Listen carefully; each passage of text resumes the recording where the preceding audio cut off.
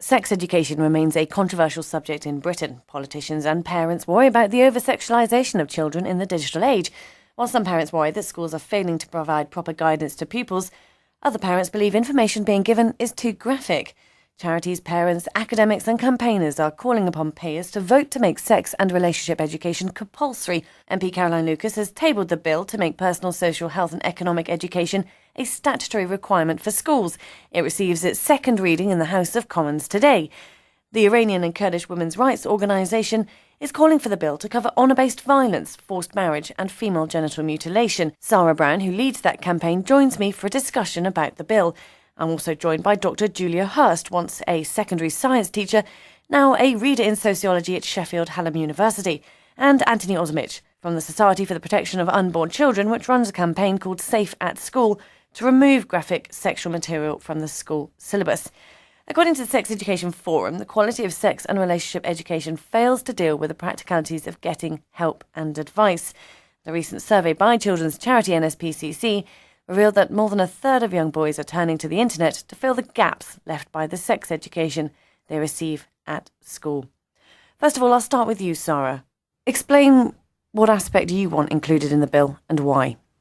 We think it's really important that the bill covers violence against women and girls and also addresses relationships, not just between a boy and a girl, a boy and a boy, and so on, but also relationships within the family, because in our current society, we must recognise that young people go through lots and lots of pressures as they're growing up, and we must equip them to know their rights, to know where to get help, and also really brilliantly, this bill actually concentrates on training up teachers, making sure that teachers understand the issues, that if a child discloses an issue to them, they know what to do. And so we're really focusing in on making sure that schools have got the right policy. So it's looking at the whole package to make sure our young people are safe. And within that, we think it's really important that we address honour-based violence, forced marriage and female genital mutilation, because everybody needs to know their rights and to know how to help their peers and so on. So if we talk about these issues openly, that's how we'll have a safer society. OK, Julia Hurst, first of all, just tell us a little bit about your academic research and what you've found in terms of your experience dealing with teenagers and sexual education. I'd just like to begin saying a little bit. I used to be a secondary school teacher, so I used to teach 11 to 18-year-olds as a science teacher. And that's where I did my first experience of sex education and really finding out what young people were asking for. But what was most significant for me, I used to teach PE, and it's when girls were in the back of a bus going to a match, how they begin to ask questions. And I think I did my best pastoral work driving to matches like that in those informal spaces. From then, I've been since then, 25 years of research with young people ranging from 6 years to 25 years and with their parents. On top of that, as an academic, I have to critique all the evidence that comes out in terms of the associations between sex and relationships education and young people. And I'm concerned not just with that sex education should help or should contribute to preventing sexually transmitted infections or teenage pregnancy, but that it helps young people to communicate. It helps young people to think about what their needs are. It helps young people in this day and age to have the knowledge but also the skills to think about what they might do. And that's not about encouraging young people to have sex. It's about equipping them to know how not to have sex if that's their choice. But if they do choose to be in sexual relationships, to ensure that we've skilled them enough and given them enough confidence that it will be consensual, that there might be some enjoyment. And by enjoyment, I mean that they don't come away from it with regret or fears that it wasn't appropriate or any of the other things that quite happens in early sexual behaviours. And there isn't one piece of evidence that says that sex and relationships education is harmful. There's a lot of evidence about the positive side of what sex education can do. But for me, one of the biggest things, be it about FGM or any of the sexual violence, is communication has got to be the key. And young people, time and time again, since the first study in 1964, said that they had to be able to talk about the issues beyond bodies and the more biological based stuff. Just before we come to you, Anthony, what's gone missing in the last, say, 15, 20 years then? I think that schools are under a lot of pressure.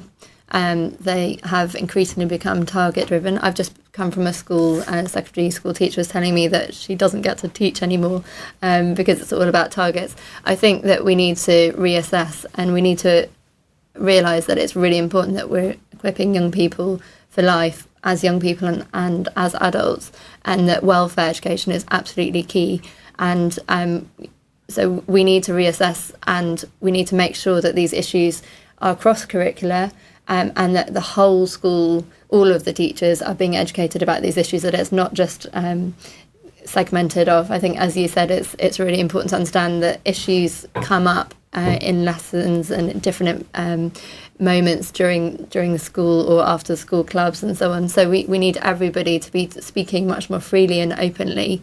I completely agree with you. It's all about communication, open communication, where we need to stamp out abuse. The way to do that is for people, if they feel at all at risk, to be able to talk about that openly and not feel scared to do so. So I think it's about helping schools, supporting schools. It's really interesting to see that the National Union of Teachers are fully behind this. All of the teachers we speak to are fully behind it. We are actually going next week to speak to 700 trainee teachers at the Institute of Education. They have welcomed us with open arms because they know that their teachers are dealing with these issues anyway, and they want to have the confidence to know how to deal with them. And all teachers want to help, want their students to be, happy and healthy. So it makes sense that we equip them with the skills to do that. Yeah. Anthony Osmich, then, from the Society for the Protection of Unborn Children, who also runs a campaign, Safe at School. What's your campaign about? Our campaign is about representing the views of parents who are very concerned about what is being taught in the classroom, the explicit, almost pornographic programs and teaching resources which are being used in some schools, and about empowering parents to take up and use their right and responsibility as the main educators of their children on sexual matters.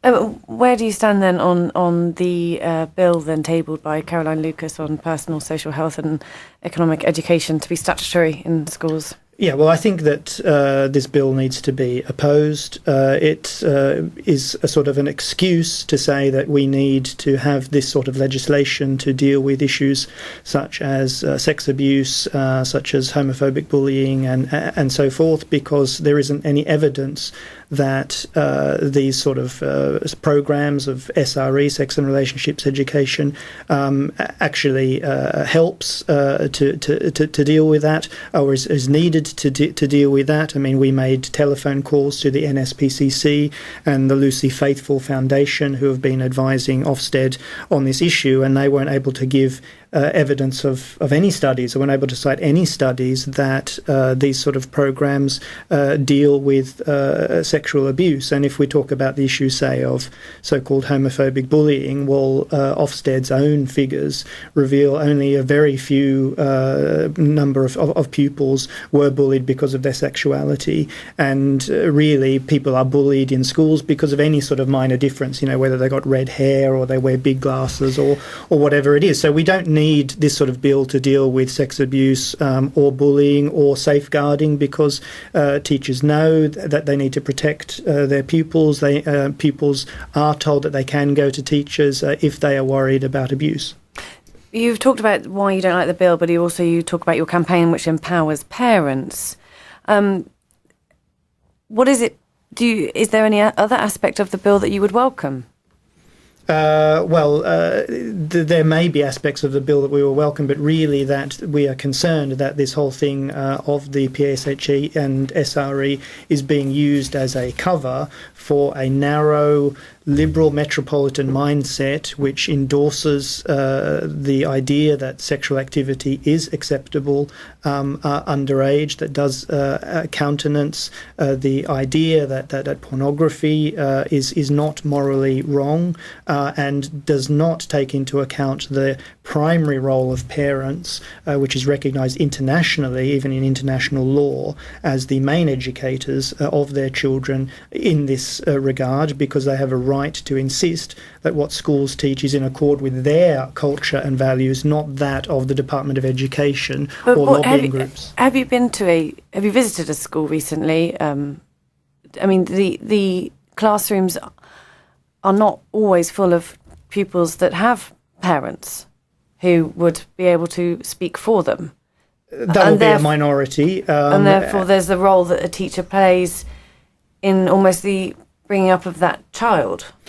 Well, we mustn't hand over children to the state to be raised by them. It is the role either of parents, if children do have parents, or their legal guardians to raise those children, and those children are to be raised according to the culture and value of the parents, not according to teachers following guidance from the Department of Education. You know, our children belong to our families, they don't belong to the state. Who would like to respond to Anthony? I guess Julia, really, because of your academic research. I don't know where to begin, really, but the one thing for me is I appreciate what you're saying about parents, and I wish we lived in a world where every child was able to sit down with their parent and talk about things that matter to them, things that are upsetting them at school.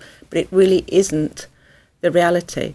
In 25 years of doing research on this, people will always say, well, how do you get young people to talk about sexuality? They are gushing.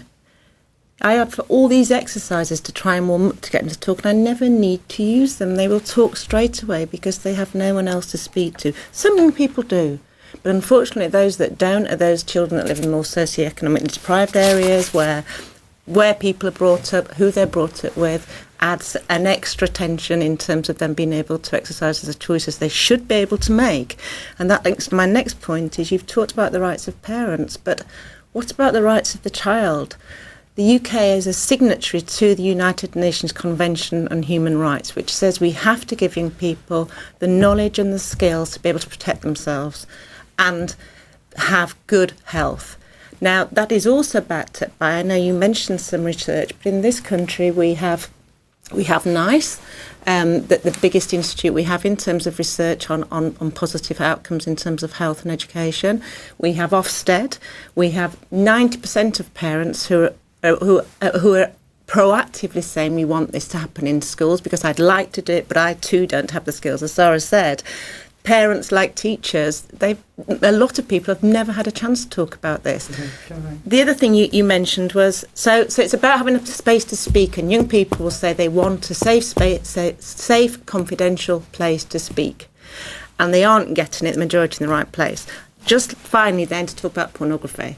I feel really, really strongly about this insofar as I went to do some research in a large multicultural city in this country.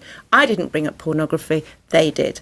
And these were young men who were Sikhs, who were Muslims, and they were saying their main source, as you've said already, was pornography. But they weren't saying we love it, but they were saying we want a space to discuss what is right and wrong. We want a space to know how to deal with a person who's got the remote control. How do I say to my boyfriend I don't want that on? How do all these things connect? They wanted that. And the other thing they were saying is, well, it's not just about coerced sexual behaviour, it's about body image. You see people with these managed bodies. I don't know whether I dare say the words on radio, but breasts and everything else, which are not real. So it's also affecting their self-esteem and their expectations of what they might get from relationships. So young people are very much asking for that. And just to end that, when you speak to their teachers and say, would you like to provide that? They'd say, we really would, but I'm out of my depth. And I'm not sure that I will be backed up. Should that get into the press? And then some particular newspapers will say, oh, this is what's been happening. And it's been happening for years. Mars bars and all the rest of it that have come up in the press in terms of what's used as an aid.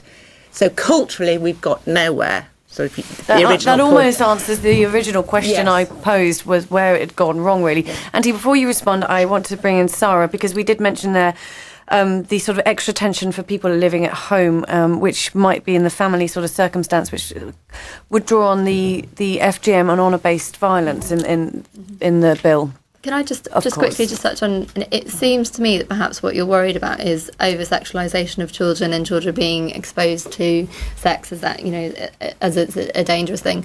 But I think what we need to do is realise that children are exposed to these things outside of school, on their mobiles, all of the time, everywhere.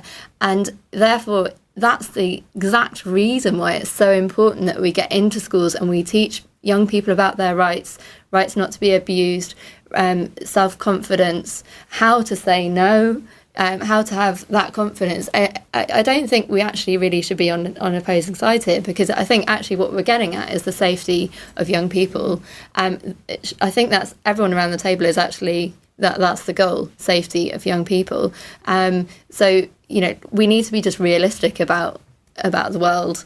It's not just about you talking about like in the metropolitan areas and so on. I'm sorry, but people can access a mobile telephone anywhere across the country. So this is a national issue.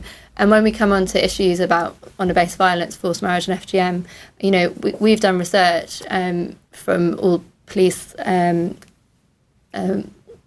areas across the country, and these are issues that are across the country. We just need to be realistic about the society that we live in and equip people with those skills and that confidence so they can be safe. Anthony, then you're more than welcome to respond to Julia and Sarah in terms of, again, the sort of the reality of the situation, how you see it, really. Yeah, okay, we're talking here about cultural problems. We're talking here about parents who don't feel they're able to speak to their children effectively about sexual matters. We're talking about issues such as the widespread nature of pornography. And we're talking about issues such as violence, which may be connected with certain groups in society, ethnic groups, etc. Let's deal with those problems. For example, if about pornography, saying pornography is everywhere and so on, we have a sexualised society and so on like that. Let's get a bill in Parliament to ban pornography. Let's get a bill to ban things which sexualise our children. Let's deal with that issue. If it's an issue about honour-based violence or female genital mutilation and so on like that, that's a matter for the police. That's not a matter for schools. Schools don't need to teach about that. That is something that is dealt with within the criminal justice system.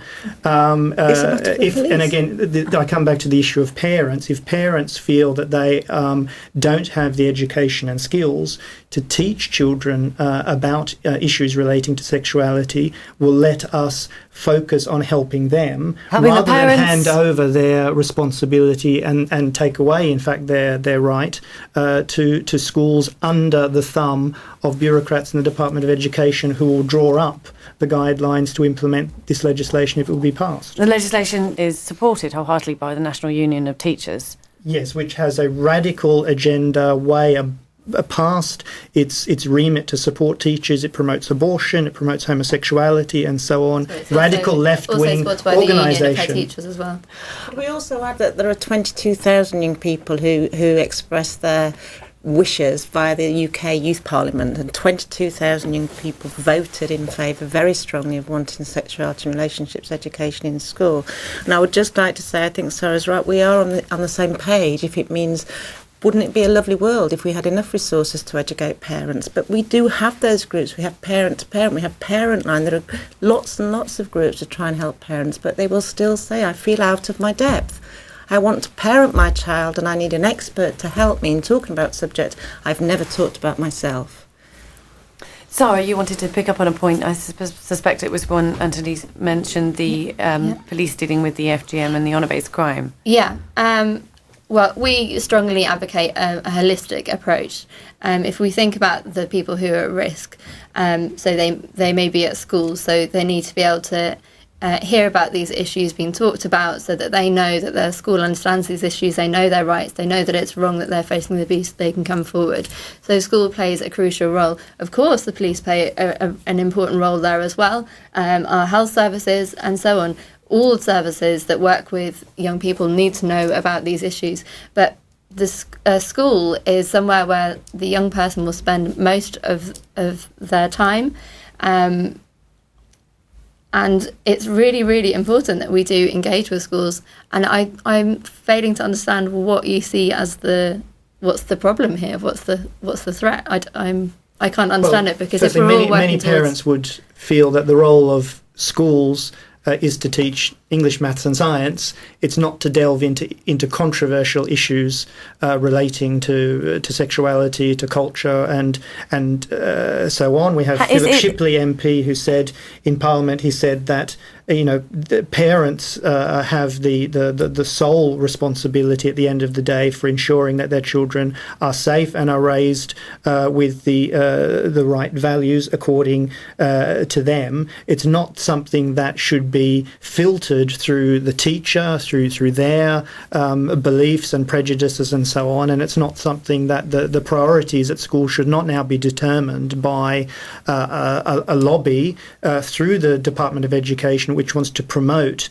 the idea that all forms of sexuality are fine and normal, or there are no better or worse models for family and so on like that, which is something that many parents do not believe in. They reject that. So that should be respected, and this area should be left out of schools, focused on parents. Schools can play a role in empowering parents to speak to their children about issues of sexuality, but it's not something that schools should take over as their primary role in place of the parents. But Julia did mention just prior to you saying that about what's happened, the reality of schools in Britain today and what's been missing, and why there is the need for a refocus on what is being taught in schools. And I think, to one group controversial is controversial, to another group controversial isn't controversial. And I suspect when you deal with controversial issues, they're controversial for the individual pupils as well. These children need the support and need to have an outlet, whatever that issue is. But I think that it's very difficult to define controversy. That's why schools should stay out of it, because schools are there to teach, English, maths and science. They're not there to teach issues which a substantial proportion of the parents in the school may be opposed to. So today, the question is that since you asked at the beginning what has changed or has not changed, and what has changed is that things have actually got worse. But as you said, Anthony, it is a cultural problem. It's not a cultural problem, it's a cultural issue, because we live in a culture. And we cannot understand each other or other people unless we look at those things in context of their culture and try and help everybody. But before I say any more, I want to say I find it really offensive that you're saying that young people who might be homosexual, and we need to know what normal is. That is normal. And I speak to a lot of young people, and we're conflating here very different issues. Sex education is not about encouraging people to be any sexuality at all. It's giving people the space to talk about themselves, to talk about other people. And young people who've had sex and relationships education are much more likely to be much more accepting of diversity, to be much less involved in coercive relationships, to be much less likely to start sex at an earlier age than 16, the average, and so on and so forth. What we've got here is a culture where we haven't had routine sex education. We've had tiny clusters of very, very good practice. The rest has been a bit hit and miss and depends on what teachers are there. Now, my question is, if we broaden this so that we can do it in terms of communication and providing a safe space, then we can acknowledge that cultural change. And I think one of the big reasons why we have things like the Jimmy Savile, you said that parents need to look after their children. Well, why are there all these allegations? Well, not allegations.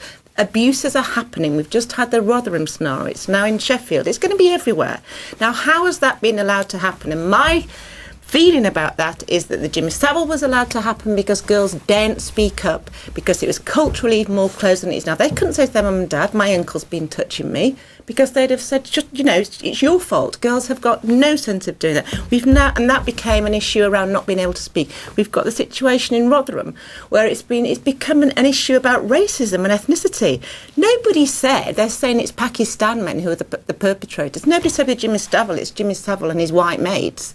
Ethnicity wasn't an issue, and it's become an issue, so we're piling all these different issues into this pot that we blame on sex and relationships education, when for me, as Sarah said, I still don't understand what the problem is. I don't believe that doing nothing can save it, because that's what we've been doing for far too long, and that's why we've got some of these situations that we have now. Sarah?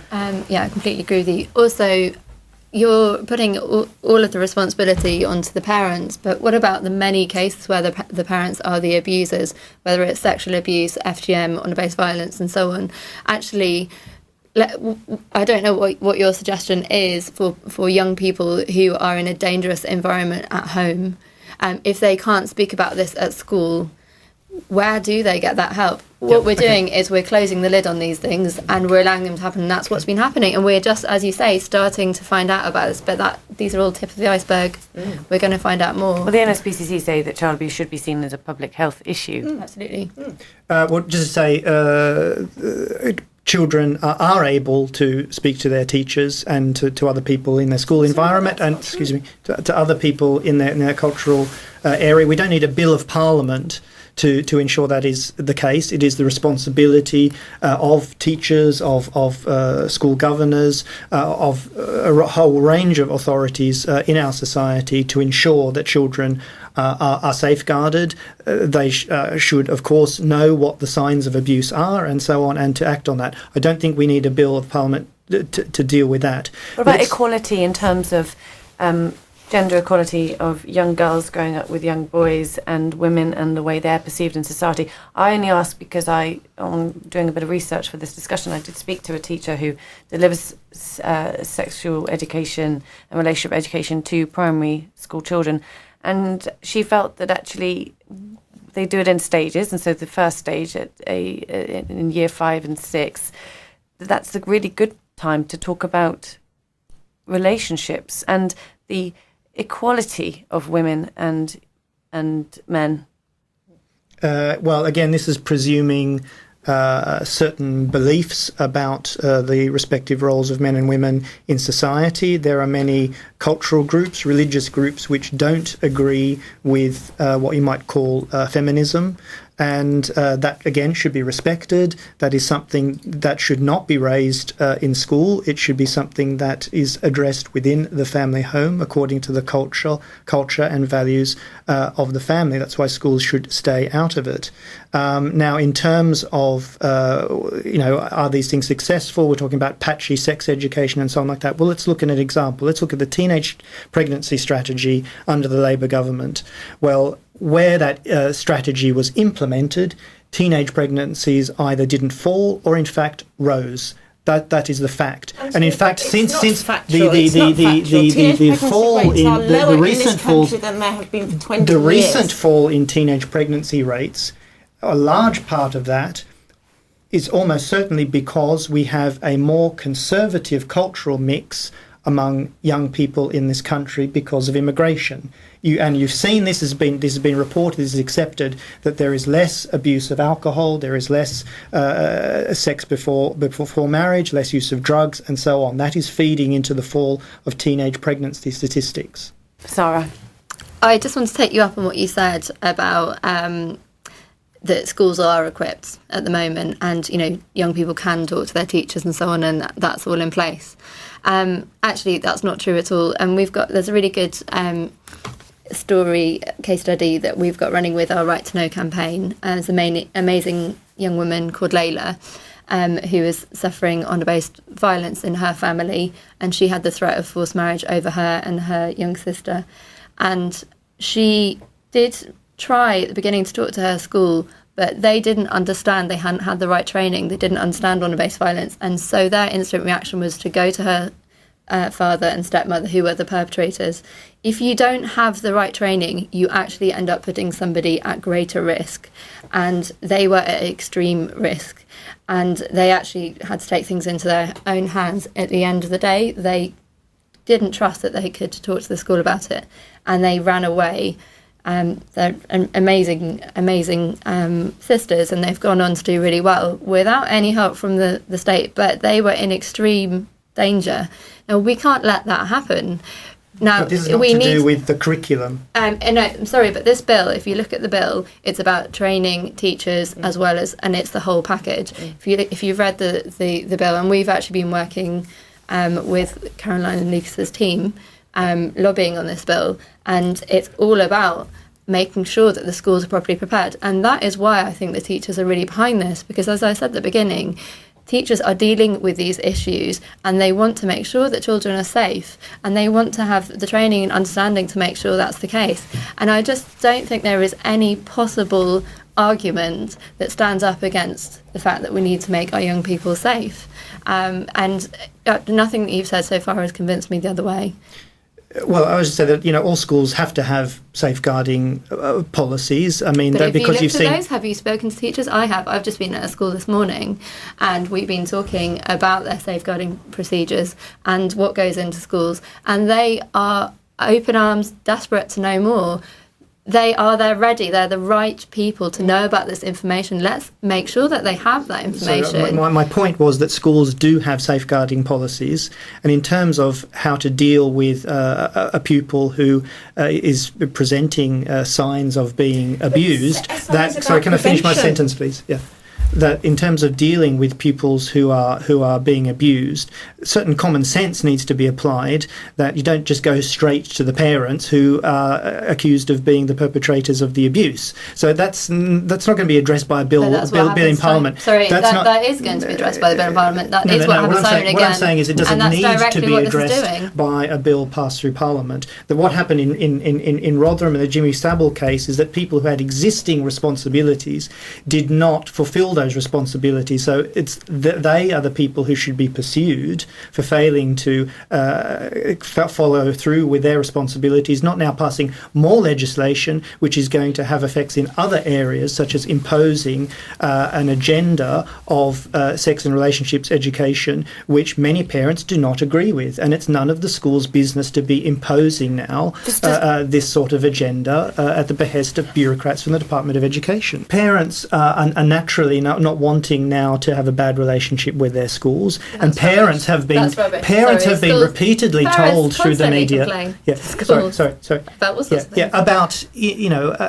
About issues which are to do now with how the teacher has marked papers or whatever it might be. Right. This is, of course, parents complain about all sorts of things, but this is a very controversial. This is a very controversial issue, and this is something where certain communities feel marginalised because of the Sarah. So it's now as if you're suggesting that the parents aren't complaining, which, well, I think that works in our favour. Anyway, I think what we were just going to talk about there is actually it's all about prevention. So, well, it's a mix of things. If somebody is at home or wherever in danger, if a young person is in danger, we want them to be able to speak to school, but we want them to do that as soon as possible. We don't want things to escalate and for people to go through a series of years of abuse. We want prevention. And before that, the other thing that's really important about going into schools is we're talking to girls and boys. So we're talking to potential perpetrators on both sides, and we're trying to encourage healthy relationships. And that is absolutely key. Now, I'm sorry, but at the moment, what you're saying is it's all down to parents. But, we're not having that prevention work, and that is absolutely key. And I think there is a really exciting movement at the moment. We just had the Girls' Summit looking in particular at child marriage issues and FGM. But generally, there has been quite a good move opening up, looking at violence against women and girls. We've got that far. Let's go with this now and realise that, this is the moment that let's open up and realise, let's stop perpetrators in their tracks before. Let's change behaviour. It is possible. Anthony, final word from you, and then I'm going to end with a final word from you, Julia. Anthony. Yes, again, I just come back to the point that there are existing laws and responsibilities regarding schools and other authorities for safeguarding pupils. If there's a problem with sexual abuse within the home, then that is where the intervention should be. We should not be tacking this on to a bill which is about sex education, which many parents do oppose, do have serious concerns about, and many do not want these things taught in schools. That should be respected. Let's leave schools for maths and science. Julia? I feel very privileged to live in a country which is democratic and which has schools for everybody, including young girls, and that we have education that goes beyond 10 or 11 years. We live in a democracy, but it really saddens me that we can have one or two parents who can stop that education for a whole group of young people. You need to have very strong parents and senior management to let that go ahead against these objections. But my bottom line is we're human beings. We have a sexuality, we have sex. That's why we're all able to be here. You can choose not to have sex.